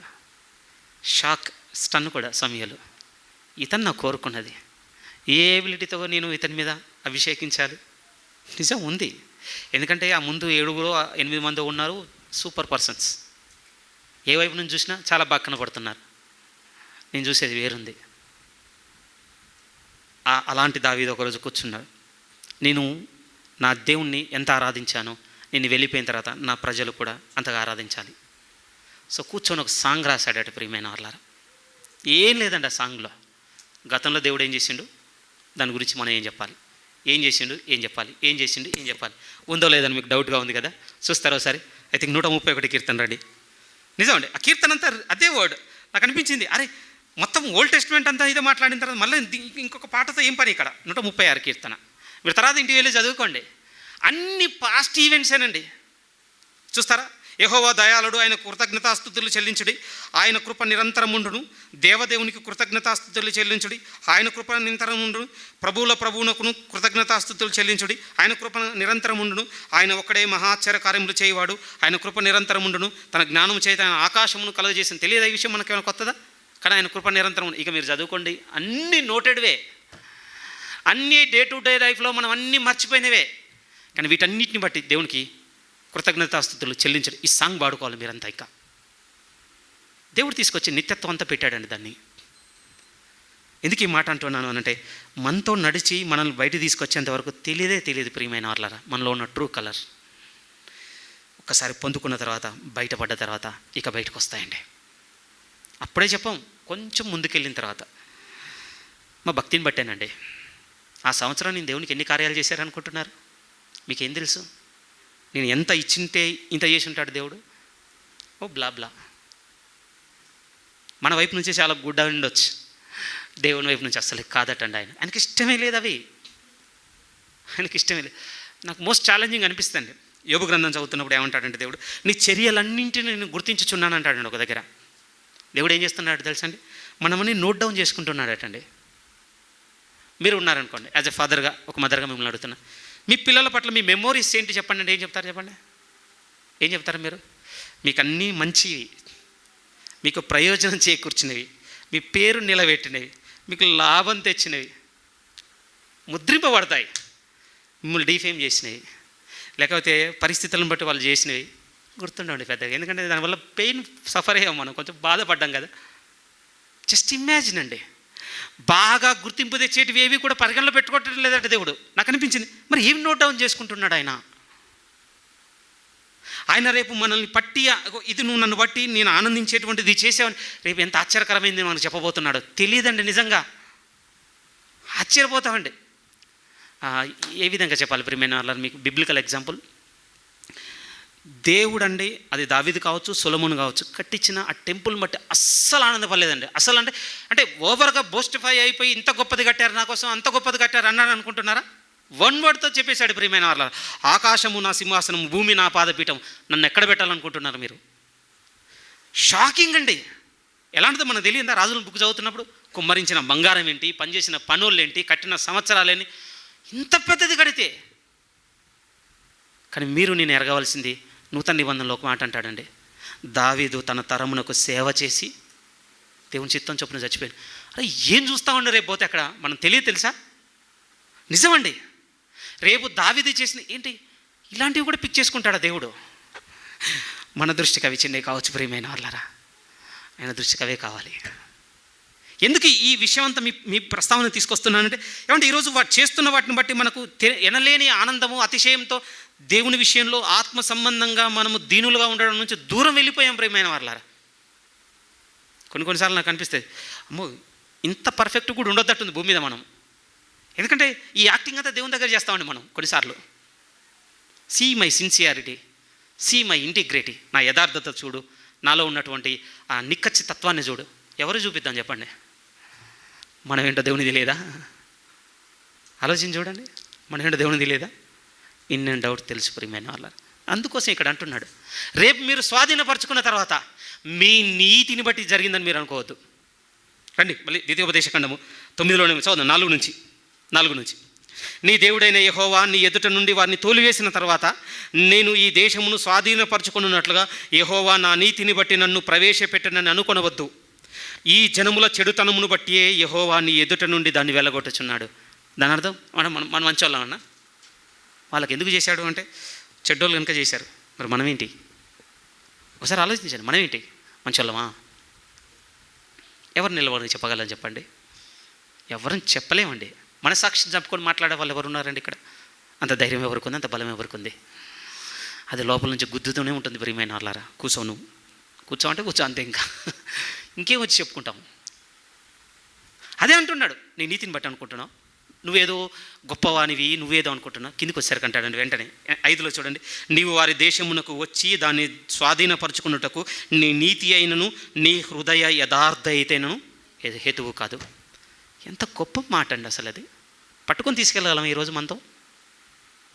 గుర్తుపెట్టుకో, దేవుడు అంటున్నాడు, నువ్వు రేపు స్వాధీనపరచుకుంటున్న వాళ్ళకి ఆదేశం మన జీవితం.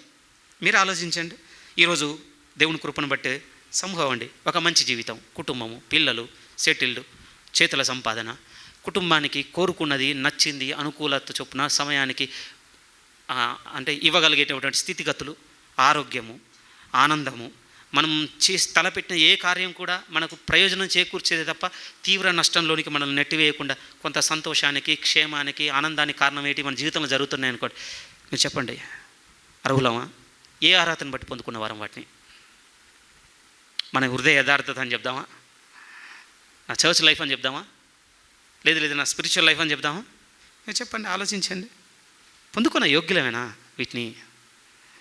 మీకు నాకేమనిపిస్తుంది అని అంటే, సరేనండి నేను మిమ్మల్ని కన్విన్స్ చేయొచ్చు, మీరు నన్ను కన్విన్స్ చేయొచ్చు. ఏమని అనంటే, నేను చాలా భక్తిపరుణ్ణి అని. మనందరి భక్తి ఒకరోజు ఉందటండి చూపించే దేవుడు. నిజం, ఎవరేం పోరండి, నిజంగా ఎవ్వరు పోరు. చూస్తారా ఆ మాట కూడా? చూడండి, గుర్తు చేసుకోవాలి, తీర్పు దిన ముందు ఏం జరగబోతుంది అప్పుడప్పుడు. కొరింథీ 2వ పత్రిక 5వ అధ్యాయం, భక్తుడైన పౌలు మాట్లాడుతున్న మాటలు.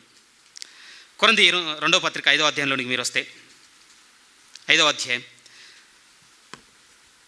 9, 10, 11 కూడా చదువుదాం ఈరోజు. ఎప్పుడు 9, 10 చదివిస్తున్నాం, ఈరోజు 11 కూడా చదవాల్సి వస్తుంది. చూడండి 9 నుంచి, కావున దేహమందున్నను దేహము విడిచినను ఆయనకిష్టమై ఉండడం వలన మిగుల ఆపేక్షించుచున్నాను. ఇదొకటే నా కోరిక. ఎందుకనగా తాను జరిగించిన క్రియల చొప్పున అవి మంచివైనను సరే చెడ్డవైనను సరే దేహంతో జరిగించిన వాటి ఫలమును ప్రతి వాడును పొందునట్లు మనమందరము క్రీస్తు న్యాయపీఠం ఎదుట ప్రత్యక్షం కావాలను. మీరు చెప్పండి, కోర్టుకు వెళ్తాం, ఒక కేసు, ఎందుకు పోతాం చెప్పండి? ఏం జరుగుతుంది కోర్టులో? సాక్ష్యాలు ప్రొడ్యూస్ చేస్తారండి, అంతే కదా. తీసుకురండి, సాక్ష్యాలన్నీ తీసుకురండి. ఏం చేస్తారు చెప్పండి? వాదోపవాదాలు, సాక్ష్యాలన్నీ విజిబిలిటీలోనికి వస్తాయండి, ఇక కనపడడంలోనికి వస్తాయి. వీళ్ళు చేసిన మంచివి తీసుకురా, కరుణాకర్ చేసిన చెడ్డవి కూడా తీసుకురా, చూడాలి ఇప్పుడు. నిజం, మన భక్తి రేపు కనబడబోతుందండి. అందుకోసం 11 అంటాడండి. ఇప్పుడు పౌలు గారు అన్న మాట ఏం తెలుసా? వెంటనే కావున దేర్ఫోర్, అది జరగబోతుంది కనుక మేము ప్రభు విషయమై భయము నెరిగి మనుష్యులను ప్రేరేపించుచున్నాం. అందుకంటున్నాడు. ఫస్ట్ వాడు ఏమన్నాడో తెలుసా? ప్రభు విషయమై భయము కలిగి. ఏం జరగబోతుందో మాకు తెలుసు. నిజం అండి, రేపు పౌలు గారు చేసిన మంచిని చూస్తాం, పౌలు గారు చేసిన చెడుని కూడా చూస్తాం. ఎందుకు చూడదు చెప్పండి? నీతివంతుని అన్నీ కావాలి ప్రియమైన వాళ్ళారా. ఇక్కడ చెప్పిన దేవుడు రేపు అక్కడ చెప్పడనుకుంటున్నారా? తీర్పు దినమందు అన్నీ చూపించబోతున్నాడు మనవి. మీరు చెప్పండి, ఇది నా హృదయ యథార్థతను బట్టి, నా నీతిని బట్టి నా జీవితం ఇలా ఉందని మనం క్లెయిమ్ చేసుకోగలమా? ఈరోజు మనం ఆత్మ విషయంలో దీనుడుగా ఉండకుండా కొంత అతిశయంతోనూ గర్వంతోనూ ఒక స్థితిగతితో మనం ఇలా ఊగలోడుతున్నాం కదా బయట. దాని గురించి మాట్లాడుతున్నాను ఈరోజు దేవుని సన్నిధిలో. చూపిస్తున్న మాటలు ఏమిటంటే, అంత అతిశయానికి, అంత గర్వానికి, ఇతరులను అంత తృణీకారంగా చూసేటువంటి మన మనస్సుకు ఏంటి ఆధారం? హృదయ యథార్థత, నీ నీతి. దేవుడు అంటున్నాడు వీళ్ళతో క్లియర్గా, గుర్తుపెట్టుకో. వీటిని బట్టి వచ్చింది అనుకుంటున్నాను. కింద అంటాడు ఎంత అద్భుతంగా. మళ్ళీ రండి ద్వితీయోపదేశకాండం 9లోనికి రండి. 9:5 మళ్ళీ చదువు. ద్వితీయోపదేశకాండం 9వ అధ్యాయం 5 మీరు చదవగలిగితే, నీవు వారి దేశమునకు వచ్చి దాన్ని స్వాధీనపరచుకొనుటకు నీ నీతినైనను నీ హృదయ యథార్థతైనను హేతువు కాదు. ఈ జనుల చెడుతనమును బట్టియే యెహోవా నీ పితరులైన అబ్రహాము, ఇస్సాకు, యాకోబులకు తో చేసిన ప్రమాణము చేసిన మాటను స్థాపించుటకై నీ దేవుడైన యెహోవా వారిని నీ ఎదుట నుండి వెళ్ళగొట్టుచున్నాడు. గట్టిగా ముందుకొచ్చి మాట్లాడితే, నీ పితరులను బట్టి, అంతే, నీ పితరులను బట్టి. దయచేసి ఇది నేర్చుకుందాం ప్రియమైన వాళ్ళారా. కొంత నడుస్తున్న కొద్ది వెలుగు తెలుస్తుంటుంది కదండి. మనకు తెలియకపోవచ్చండి. మీ తల్లిని నా తల్లిని, మీ తండ్రిని నా తండ్రిని బట్టి దేవుని వల్ల మనకు దొరికిన ఉపకారములు నిజం ప్రియమైన వాళ్ళారా. ఈరోజు మీరు కలిగి ఉన్న జీవితము, మీ ఉద్యోగము, మీ సంపాదన, మీ సామర్థ్యం కంటే ఎక్కువ దేవుని ఈ మాట ఇక్కడ కనబడుతుంది. నీ పితరులను బట్టి నీకు ఇచ్చాను పో. నిజం, నీ పితరులను బట్టి. ఓ సక్సెస్ఫుల్ కంపెనీ, కష్టపడలేదని నేనేమనటం లేదు. నీ నీతిని ఆధారం చేసుకోకు దానికి. నీ హృదయ యథార్థతని ఏం పొంగిపోకు. ఎందుకు అనుకుంటున్నాను నువ్వు అదంతా? కంపెనీ చోట ఇంకోటి పెట్టుకోండి, మీ వ్యాపారాన్ని పెట్టుకోండి, లేకపోతే మీ మీ పనులను పెట్టుకోండి, మన సర్వీస్లో ఉన్న వాతావరణమే పెట్టుకోండి. ఒక్కొక్కరు ఒక్కొక్క పనిలో ఉన్నారు కదా. ఒకరు వర్క్షాప్ ఉంది, ఇంకొకరికి బిజినెస్ ఉంది, ఇంకొకరికి క్లినిక్ ఉంది, ఇంకొకరికి కంపెనీ ఉంది, XYZ ఉన్నాయి కదా. పెట్టుకొని చూసుకోండి. ఏమనుకుంటున్నారు? దేవుడు అంటున్నాడు, కాదు, నీ నీతి కాదు, నీ యథార్థత గట్టిగా పైకి వచ్చి మాట్లాడితే నీ భక్తి కూడా కాదు పో. అంత మాట ఎందుకు? కనీసం అట్లా భక్తిని వదిలేయమంటావా? అక్కడికే రింగ్ అవుతుందండి. చెడును వెతుక్కునే మనసు కదా మంది, అక్కడికే రింగ్ అవుతుంది. అందుకు కాదండి, దీనత్వం వెతుక్కున్నట్టుకు ఈ మాటలు చెప్తున్నాను. దేవుడు అంటున్నాడు, అనుకోకు నువ్వు. కిందకోసరికి ఇంకేమంటాడో తెలుసా అండి? ఓకే, మీ పితరులు చెడు చేశారు కనుక అరణ్యంలో రాలిపోయారు, మీరేమైనా మంచి చేశారనుకుంటున్నారా? దేవుడు అంటాడండి, అది మొదలుకొని ఇప్పటి వరకు ఇదే నడవడిక మీది. నేను చెప్పాను కదా 9-10 అధ్యాయాలు మీరు ఇంటికి వెళ్ళి చదువుకోవాలని. మీరు రిమైండ్ చేసి చూడరు. అంటే మీరు నన్ను శోధించినే చేస్తారండి, తిరగబడ్డే రాస్తాడు, నిజంగా దూడం చేసుకునే చెప్తాడు. ప్రతి ఈవెంట్ అండి దేవుడు రిమైండ్ చేస్తాడు అక్కడ. ఓన్లీ మీ పితరులు కాదు, మీరు కూడా నడుచుకున్న రీతి అదే. బట్ నేను మిమ్మల్ని వదలలేదు. నిజంగా ఒక మాట చెప్తాను ప్రియమైన వాళ్ళారా. మనం దేవునిలోనికి రాకముందు చాలా తప్పులు చేసాం, దేవునిలోనికి వచ్చిన తర్వాత కూడా చాలా తప్పులు చేసామండి. సున్నితమైన మనసుతో చెప్పాలంటే అప్పటికంటే ఇప్పుడు ఎక్కువ చేస్తున్నామండి. దాని అర్థం ఎందుకంటున్నానంటే, అప్పుడు దుర్నీతి పరులను బాధ పెట్టి ఉండొచ్చు, ఇప్పుడు ప్రభులో నీతి పరులను కూడా బాధ పెడుతున్నామండి. మేబీ నేను క్రిస్టియన్ కాకముందు నాకు చదువుతో సంబంధం లేదు ప్రియమైన వాళ్ళ. సో నేను ఏ రోజు కూడా వచ్చి ఒక క్రైస్తవుని బాధ పెట్టింది లేదు క్రిస్టియన్ కాకముందు. బట్ క్రిస్టియన్గా మారిన తర్వాత చర్చ్లోనికి వచ్చేసాను. నా నిర్ణయాలు, నా ఆలోచనలు, నా అభిప్రాయాలు, నేను చేసేటివి, నేను చెప్పేటివి, నేను చూసేటివి, నీ మనసులో పెట్టుకునే ద్వేషాలు, విద్వేషాలు, మత్సరాలు, అబద్ధాలు, వీటన్నిటితో ప్రభు యొక్క పరిశుద్ధులను బాధ పెట్టేశాను. ఇప్పుడు మీరు చెప్పండి, ఎప్పుడు నేను దేవునికి ఎక్కువ కీడు చేసినట్టు? ఇప్పుడే. అందుకనే అంటాడు, మీ పితరులన్నా కొన్ని చేశారు, వాళ్ళ తర్వాత వచ్చిన మీరేమైనా బాగున్నారు అనుకుంటున్నా. కానీ దేవుని అద్భుతమైన మాటలు ఎలా ఉంటాయి, అక్కడైనా అపరిమితమైన కృప కనపడుతుందండి ఈ అధ్యాయంలో. ఆయన కూడా మిమ్మల్ని ఉండనిచ్చాను, ఆయన కూడా మిమ్మల్ని ఉండనిచ్చాను. ఈ సందర్భంలో అయితే బలంగా మాట్లాడాలనుకున్న విషయాలు ఏమిటి అంటే, కొద్దిసేపు మన గురించి మాట్లాడుకొని ముగించేసుకుందాం ప్రియమైన వాళ్ళ. మరి మన గురించి ఆలోచిస్తే ఎఫెసీ 2వ అధ్యాయం మనం చదివాం కదండి. మొదటి మాట ఎలా ఉంటుందో తెలుసా? చాలాసార్లు పొరబడుతుంటారండి. ఎలా పొరపడుతుంటాను అంటే, మీరు అపరాధముల చేతను పాపముల చేతను చచ్చిన వారై ఉండగా, ఇది రైట్ అనే వాళ్ళు ఎంతమంది? నేను చదివిన స్టేట్మెంట్ మళ్ళీ చదువుతాను. మీరు అపరాధముల చేతను పాపముల చేతను చచ్చిన వారై ఉండగా అన్నమాట రైట్ అయిన వాళ్ళు ఒకసారి నేను చేయగోరుకుంటున్నాను. చాలామంది కదా, యాక్చువల్ అక్కడ మీరు అన్న పదం ఉండదండి, మీ అనే ఉంటుంది. చాలాసార్లు నేను కూడా పొరపడ్డాను. ఏమైంది అక్కడ? దాని అర్థం ఏంటి? నా అపరాధముల చేత నా పాపముల చేత నేను చచ్చినవన్నటువంటి విషయం నుంచి బయటకు వచ్చేసాను. మనకు తెలియకుండానే పొరపాటుగా మనం చేసేటి వాడుక చేసేది ఒకటి చెప్పనా అండి, ఈవెన్ టిల్ టుడే ఈ రోజు కూడా జరుగుతుంది, ఈ చర్చలో కూడా జరిగిపోతుంది. ఏంటంటే మనకు ప్రభు నేర్పించినటువంటి కొండ మీద ఈ ప్రసంగంలో ఉన్న ప్రార్థనలో నీ నామము పరిశుద్ధపరచబడునుగాక అని ఉండదండి. మీరు తర్వాత చేసి చదువుకోండి, బడుగాకనే ఉంటుంది. What is that mean? ఎందుకు? ఏముంది వ్యత్యాసం? బడునుగాక అంటే అది ఎవరో రెస్పాన్సిబిలిటీ, వాళ్ళు మహిమపరుస్తారు, నాకేం సంబంధం లేదు, వల్లిస్తాను నేను అంతే, పదాలతో నేను వల్లిస్తాను. నీ నామం పరిశుద్ధపరచబడును గాక, నీ రాజ్యము వచ్చునుగాక, వల్లిస్తాను అంతే. కానీ ప్రభు అక్కడ వల్లించమని కాదు ప్రియమే, మనల్ని అందులో ఉండమన్నట్టుగా కోరినట్టుగా ఉంటుంది. నీ నామము పరిశుద్ధపరచబడుగాక నా ద్వారా, నీ రాజ్యము వచ్చుగాక నా ద్వారా. ఎస్, అలాంటిది ఇది కూడా ప్రియమైన వాళ్ళరా. మీరు పాపముల చేతను అపరాధముల చేతను, ఎవరో పాపం చేశారండి, ఎవరో ఏముంది, ఆదామే చేశాడు, నేను చచ్చాను. మరి మీ సంగతి నా సంగతి ఏంటి? మనం చేస్తున్నాం ఏంటి డే టు డే లైఫ్లో? వదిలేసాం కదా, బాధపడడం వదిలేసాం. బాధపడటం లేదంటే సండే రాగానే ఓపెనింగ్ ప్రేయర్ అప్పుడు, దేవా ఈ వారం తప్పు చేశాను క్షమించు. మరి మండే ఏమైంది? ఈ రిపెండెన్స్. ట్యూస్డే ఏమైంది? ఈ రిపెండెన్స్. వెనస్డే ఏమైంది? థర్స్డే ఏమైంది? ఫ్రైడే ఏమైంది? సాటర్డే ఏమైంది? ఒకవేళ మండే కూడా బాధపడితే ఖచ్చితంగా ఆ రోజు కొన్ని తగ్గుతాయి మనలో. ట్యూస్డే కూడా బాధపడితే మండే కన్నా ఇంకొన్ని తగ్గుతాయి. లిబరల్ అయిపోయాం ప్రియమైన వాళ్ళు, స్వేచ్ఛ. సోమవారం నుంచి శనివారం వరకు, ఆదివారం రాగానే ఎంత కట్టుబాటో కదా. అయ్యో ఇది చేసి నన్ను చేయకపోయింటే బాగుండు, అది చేసి నన్ను చేయకపోయింది. మీ క్షమాపణ మంచిదే, నేను కాదనటం లేదు. ఇదే మనసు మండేకి ఏమైంది? అది ఏమైంది అనంటే, నేను నా అపరాధముల చేతనే నా పాపముల చేతనే నేను చచ్చిన వాడుగా ఉంటున్నాను అనే విషయం నుంచి బయటకు వచ్చేసామండి. ఎఫెసీ 2 అదే చెప్తుంది ప్రియమైన వాళ్ళరా. కొన్ని పాయింట్లు యాడ్ చేసి ముగించేస్తానండి, టైం ఎక్కువగా తీసుకున్నాను. బట్ ఈరోజు మీ మనసుకు తీసుకురావాలనుకున్నటువంటి చిన్న ఆలోచన ఏమిటి అని అంటే, దయచేసి అండి ఆత్మ విషయముగా దీనులుగా ఉండడానికి మనం అడుగులు పడాలి. మన స్థితిగతులను బట్టి మనల్ని మనం హెచ్చించుకుంది చాలు ప్రియమైన వాళ్ళ.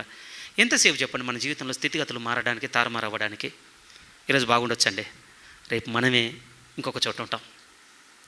ఈరోజు మనం ఇంకొకరిని అంటుండొచ్చు, రేపు మనల్ని అనే చోటికి ఎంత తొందరగా మనం మారిపోతాం ప్రియమైన వాళ్ళ. మన నిర్ణయాలు అలాంటివండి. ఈరోజు మనం ఒక శ్రేష్టమైన గింజ విత్తుండొచ్చు, నీ దృష్టికి నా దృష్టికి ఎలా ఉంది, నేను చేసింది శ్రేష్టమైందని ఉండొచ్చు. రేపన్న రోజు బయటకు వస్తుంది ప్రియమైన వాళ్ళ, అది మురిగిపోయిందా లేకపోతే మంచి ఫలాన్ని ఇచ్చేదా. ఈరోజు ఈరోజు మాట్లాడి ఉండొచ్చు, కరుణాకరన్ అన్నవారు ఫలానా సహోదరుడు ఫలానా సహోదరి. రేపు ఎలా ఉంటుందంటే, ఈ కరుణాకరేనా చింత వచ్చిన పులుపు చావదన్నట్టు వీడు ఎప్పటికి మారాడాయిక అయిపోయింది. ఇది రావద్దు అనంటే దేవుడు, బాగా వినండి, ఈ స్థితిలో నన్ను పెట్టొద్దు అనంటే దేవుడు గుర్తుపెట్టుకోండి, ఆత్మ విషయంగా ఎప్పుడు దీనుగా ఉండే స్థితి వెతుక్కుందాం ప్రియమైన వాళ్ళ. మనల్ని హెచ్చించేటివి ఉండవంటే ఉంటాయండి, ఖచ్చితంగా మనల్ని లోపల నుంచి పొంగ చేసేటివి ఉంటాయి. అందులో మన భక్తి ఉండొచ్చు, మన యథార్థత ఉండొచ్చు, మనం దేవుని చేసేటివి ఉండొచ్చు. కానీ బాగా వినండి ప్రియమైన, ఉప్పొంగిపోయిన వాడు ఎవరు కూడా దేవుని జాబితాలో లేరండి. ఎఫెసీ 2 ఎందుకు మీ ప్రస్తావన తీసుకొని వస్తానంటే, ఆ అధ్యాయం గుర్తు చేసింది అదే ప్రియమైన వాళ్ళ. ఈ జీవితం అంతా క్రీస్తుని బట్టి ఉంది. ఒప్పుకుంటారండి ఈ మాట ఇలా చెప్తే? ఈరోజు మీరు నేను తప్పు చేయకుండా మంచిగా ఉన్నామంటే మన యథార్థత కాదు, మన స్ట్రిక్ట్నెస్ కాదు ప్రియమైన, క్రీస్తు వలన అంతే. ఆపోజిట్ చెప్పనా? నొచ్చుకుంటారు నాకు తెలిసి చెప్తే. ఈరోజు ఒక సహోదరుడు అపరాధంలో పడి ఉన్నాడు అనంటే క్రీస్తు వలన. అదేంటి అర్థ మాట అనేసాను అనంటే, బాగా వినండి ప్రియమైన, అతనికి ఇంకొక ఆయన ప్రత్యక్ష ఇవ్వాలనుకున్నాడు, అతను మార్చుకోవాలనుకున్నాడు, అతని జీవితాన్ని ఇంకోలా నడపాలనుకున్నాడు, అతని జీవితాన్ని ఆ విధంగా ప్లాన్ చేసుకున్నాడు అంతే. ఎక్కడి నుంచి చెప్తా ఈ మాట అంటే, క్లియర్గా ఉందండి అపోస్తల కార్యం 10. మనం ఆయన వలన బ్రతుకుచున్నాము, ఆయన వలన చెల్లించుచున్నాము, ఆయన వలన ఉనికి కలిగి ఉన్నాం. ఏంటి ఆ రెఫరెన్స్ అర్థం? ఈరోజు మన జీవితంలో ఇవి జరుగుతున్నాయంటే దేవుని వలన, ఇవి జరగటం లేదంటే దేవుని వలన, మేలు జరిగిన దేవుని వలన, కీడు జరిగిన దేవుని వలన. అందుకనే యోబు గారు అన్నమాట, మనం దేవుని వలన మేలు మాత్రమే అనుభవింపతగనా, ఏం కీడు అనుభవింపతగదా? ఎందుకు? ఆయన వలన కనుక. ఇది అర్థమైపోతేనండి గ్రౌండెడ్గా ఉండకుండా తలెత్తుకొని తిరుగుతామండి. ఎద్దుందనుకోండి, ఇంట్రెస్టింగ్గా ఉంటుంది. విలేజ్ వాతావరణంలో మీరు వెరితే మీకు తెలిసిపోతుంది. ఫస్ట్ టైం అది పుట్టి పెరుగుతుంది కదా, ఒక 5 ఏళ్ళలో 10 ఏళ్ళలో. ఎందుకంటే బలం వచ్చేంత వరకు దాన్ని పనికి పెట్టరు. బలం రాగానే వెంటనే పనికి వస్తుంది అనుకుంటున్నారా? నెవ్వరండి. అప్పుడే వాడతారండి స్టిఫ్ నెక్డ్, మెడ వంచని తత్వం ఉంటుంది దానికి. అప్పుడు ఏం చేస్తాడో తెలుసా రైతు? మా దగ్గర అయితే ఒక పదం అంటామండి, లాభం లేదు దీనికి, ముక్కు తాడేయాలి ఎదుగొట్టాలంటారు. అంతే. ఇంకా అవి జరిగితే ఏమవుతుందో తెలుసా? ఇలా ఉన్న మెడ ఇలా అవుతుందండి. అది జరగనంత వరకు అండి 10 మంది పట్టుకోండి, 20 మంది పట్టుకోండి, ఆగదండి. చాలా కష్టం. మీరు బండికి పెట్టండి, నాగలికి పెట్టండి, సమస్య లేదు, అసలు రాను రాదు అది. కానీ దాన్ని ఒక్కసారి దాని మెడ వంచిన తర్వాత ఎంత టైం అయిపోతుంది అంటే, కాడి చూడగానే అదే వెళ్ళిపోయి ఎత్తుకుంటుందండి. విలేజ్లో అవుతుంది, మీరు చూస్తారు. దేవుడు కూడా అదే చెప్తున్నాడు ప్రియమైన వాళ్ళారా. మన జీవితం మెడ వంచని స్థితి చూడాలనుకోవటంలో దేవుడు క్రీస్తుని మనకు చూపించి, ఆ కాడిని మనకు చూపించి ఇప్పుడు అంటున్నాడు, వంచాలి నువ్వు అంతే. ఇది నిన్ను బట్టి జరిగింది కాదు, క్రీస్తుని బట్టి. ఈరోజు దేవుడు మనకు కొన్ని కార్యాలు చేస్తున్నాడన్న, అయ్యో మన మంచితనము మనం చేసేటి కాదు ప్రియమైన వాళ్ళ, యేసుక్రీస్తు గొప్పతనం అండి అంతే. మనందరికీ తెలిసిన విషయమే కదా, కడగని పాత్రలో ఎన్ని పాలు పోసినా ఏమవుతాయో మనకు తెలుసు. ఏమవుతాయి చెప్పండి? విరిగిపోతాయి. మన బతుకు కూడా అంతేనండి. ఒక సేవకుడు అన్నమాట చెప్పాలి ప్రియమైన వాళ్ళ, మీరు చెడ్డవారయ్యుడు మీ పిల్లలకు మంచి ఈవుల్ని ఇస్తున్నాను అన్నాను కదా. మోస్ట్ ఛాలెంజింగ్ కాదు తెలుసా అండి పేరెంట్స్కి. వాళ్ళకు కూడా తెలియదండి పిల్లలకు మంచి అనుకొని ఇవ్వగలిగింది అది మంచిది అవుతుందా లేదా. మన కళ్ళ ముందు ఎన్ని తెలియవండి. మెజారిటీ ఎక్కువగా లైఫ్లో పెద్ద నిర్ణయాల దగ్గర ఇలాంటి బయటకు వస్తుంటాయి ప్రియమైన వాళ్ళ. పెద్ద నిర్ణయాల దగ్గర తల్లిదండ్రులు అనుకునే ఆలోచన ఎలా ఉంటుంది అంటే, ఇది మేలు నా బిడ్డకి. మనం చేయలేమండి. ఎవరు చేయగలరు తెలుసా? యేసుక్రీస్తున్న దేవుడు చేయగలడు. అందుకోసమే అది మీ వలన కలిగినది కాదు. వెంటనే నెక్స్ట్ వర్డ్ ఎఫెసీలో నెక్స్ట్ వర్డ్ ఏంటంటే, అది మీ క్రియల వలన కలిగినది కనుక ఎవడును అతిశయింప వీలు లేదు అని చెప్పేశాడండి. దేవుని వరమే. ఇలా ఆలోచిస్తే ప్రియమైన వాళ్ళారా, మన జీవితాన్ని ఇలా కళ్ళ ముందు పెట్టి చూసుకోగలిగే మనస్సు మీకు నాకుంటే ఇంకేం అతిశయిస్తాం చెప్పండి. ఏ గొప్ప సంగతి ఉందని మనం గర్వించడానికి, మనం స్టిఫ్ నెక్కుడుగా తలెత్తుకొని తిరిగేటట్టుగా నేను ఉన్నాను అనుకోవడానికి, లేకపోతే ఒక ఏషియాలా మనం వ్యవహరించడానికి ఎందుకుంటాం చెప్పండి? అయిపోయింది. దేవుని సన్నిధికి వచ్చి చూసుకోగానే నేనెంత అపరాధినో, అసలు ఇవి పొందుకోవడానికి నేనెంత అయోగ్యున్నో, ఈ వేరే వాళ్ళకి ఇవ్వగలిగిన శక్తి కలిగిన దేవుడు, ఇంకోళ్ళు సక్సెస్ఫుల్ చేయగలిగిన దేవుడు, కానీ వాళ్ళని తప్పించి ఈరోజు పరిస్థితులు నా దగ్గరికి తీసుకొచ్చాడు అని అంటే, అది నా భక్తి కాదు, నా హృదయ యథార్థత కాదు, నా మంచితనం కాదు, నా బలము కాదు, నా తెలివితేటలు కాదు, ఇంక ఉన్నాయి కదా XYZలో. నెవర్. యేసుక్రీస్తునందు దేవుని కనికరము, కృప, గొప్పతనం ప్రియమైన వాళ్ళారా. అది మన కళ్ళ ముందు పెట్టుకుంటేనండి దీనత్వం మనతో ఉంటుంది. దేవుడు మనతో ఉండగలడండి. దేవుడు మనతో ఉంటే దేవుడు మనలో చేసే కార్యాలు చూస్తూ ఉంటాం ప్రియమైన వాళ్ళారా. దేవుని కార్యాలు అలా ఉంటాయని వీలైతే వచ్చేవారం మాట్లాడుకుందాం అండి. కొంతమంది భక్తులను సాధ్యమైతే తీసుకొని స్ట్రేంజ్గా ఉండేటే చూద్దాం ప్రియమైన. ఇలా చేస్తాడా దేవుడు కార్యాలు? అసలు ప్లీజ్ వచ్చేవారు వర్తమానం కోసం కూడా ప్రార్థన కలిగి ఉండండి. ఎందుకంటే అలాంటి చిన్నవి మన జీవితంలో కూడా ఉన్నాయి ప్రియమైన వాళ్ళారా. అవి దేవునితో జరుగుతున్నాయని గుర్తించే మనసు మనకు కావాలి. ఈరోజు మీ ప్రస్తావన తీసుకొచ్చి ముగిస్తున్న మాటలు ఏమిటి అని అంటే, దీనుగానే ఉందామండి. మన స్థితిగతులను బట్టి ఇంకో దాన్ని బట్టి మనం హెచ్చిపోతూ మన కళ్ళ ముందున్న వాటిని మనం తృణీకరించే ఆ గర్వపు స్థితి, ఆ గర్వపు ఛాయలను విడిచిపెడదాం. ఎందుకంటే దేవునితో ఎవరు సహవాసంలో ఉండగలరు అని అంటే ఆత్మ విషయమే దీనుడుగా ఉన్నవాడు మాత్రమే. వ్యక్తిగతంగా పరిశీలించుకోండి. నేను హెచ్చిపోవడానికి నా జీవితంలో ఏమున్నాయని తగ్గించడానికి దేవుని సన్నిధికి వచ్చి చూసుకోండి ప్రియమైన వాళ్ళ. దేవుని నువ్వు కనపరచు, నాకు చూపించు నాలో ఉన్నవి. దేవుడే మీకు నాకు అధీనమైనటువంటి స్థితినిచ్చి ఆయన నిత్యరాజ్యంలోనికి నడిపించాలని ప్రభువునందు మిమ్మల్ని దీవించు నా మాటలు ముగిస్తున్నాను.